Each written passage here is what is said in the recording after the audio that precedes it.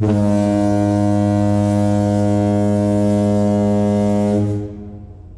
there, part-timers. Once again, this is Anton from Anton Bay, and as you know, I live in New Mexico.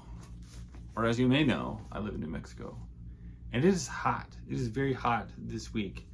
I think it's like 104 out right now. It's a dry heat, and it's not near as hot as when it's 95 in Nebraska, but it is hot. It's been very hot. We've had a lot of rain. We're getting close to monsoon season to cool everything off, but it's just not here yet.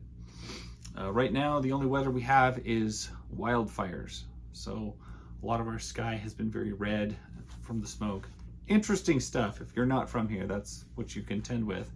The summer doesn't bring mosquitoes or rain or anything, but it does bring heat. And so in that heat, I'm hot. But I do look for things to do inside to cool off, and that has been find some comics. And you guys know I love comics that I've never heard of. And so collecting comics that I have never heard of or just found out about, this is what keeps me going. This is what I love to do.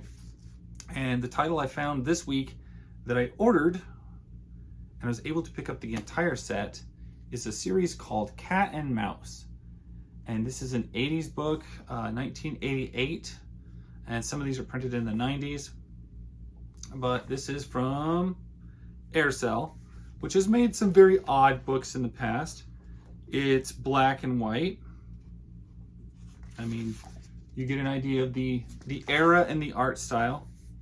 But I was able to pick up what I believe to be the whole series, issues 1 through 18. I don't think it went past here.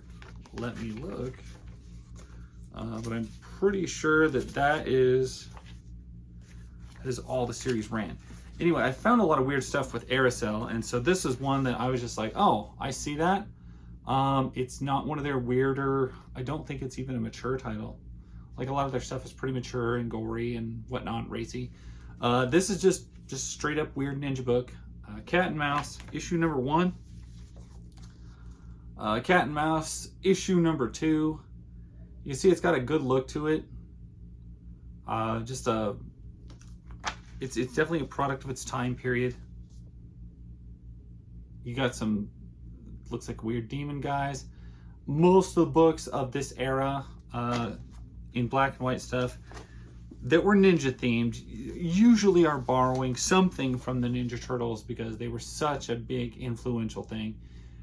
When everybody found out people were interested in ninjas, there was a time where we didn't know that. And of course, I think some of the very early ninjas that were very marketable were Snake Eyes. Snake Eyes came over and like everybody loved him because he's like a ninja. But Ninja Turtles really blew up the ninja phase, the ninja craze, and you couldn't swing a stick in the 80s without hitting a ninja. This cover I did look at initially and notice his hairline looks like an extra set of eyes, and now I can't unsee that, and it's kind of messed up. I'm okay with it. It's got an Alien Nation ad on the back. So yeah, I literally know nothing about this series. Issue number 7, where I was flopping it all around there.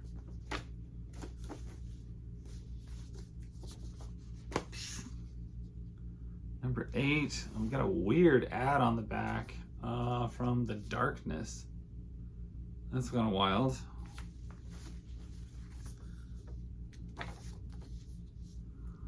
Yeah, I'm actually quite distracted by some of the ads on the back of these. They're just fantastic. They look super bizarre. So not only is it comics that I haven't seen, but they're advertising stuff that I haven't seen either. I love this cover with him and the stacks of paper. I actually had to do office work for the city job that I work for.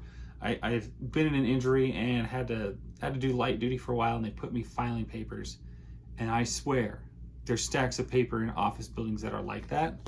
And I got to file them for over a month. It was a blast.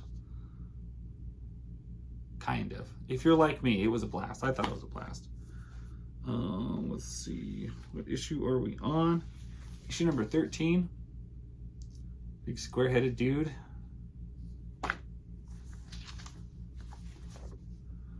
And just because it's not one of their mature titles doesn't mean it's not still a little edgy. This is Aircel we're talking about here. They're kind of known for their oddities and a lot of that stuff. Underwear Demon and that lady, and I'm not even seeing the original guy anymore. The cat and mouse. I'm just seeing these side characters. Another crazy ad, Ghosts of Dracula.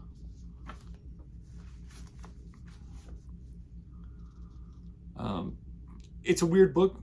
I get a weird vibe off of it already. Not as weird as some Aircel stuff. Some is very creepy, and I'm just like, why did I buy this? This is just really, really out there and odd, almost like heavy metal type stuff.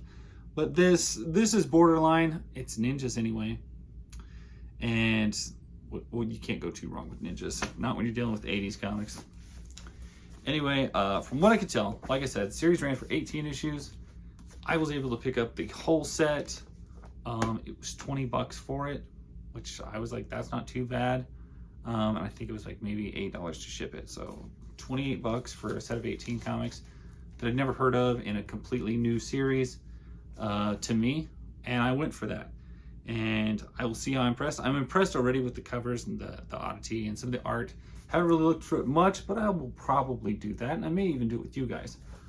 But that is pretty much all I got on this series. I appreciate you guys watching. I, of course, am very grateful for the viewers that stay and go through these videos and see what I bought. And hopefully I introduce you to some comics that you haven't seen before. And you get some exposure to some books that are just a little bit different out there.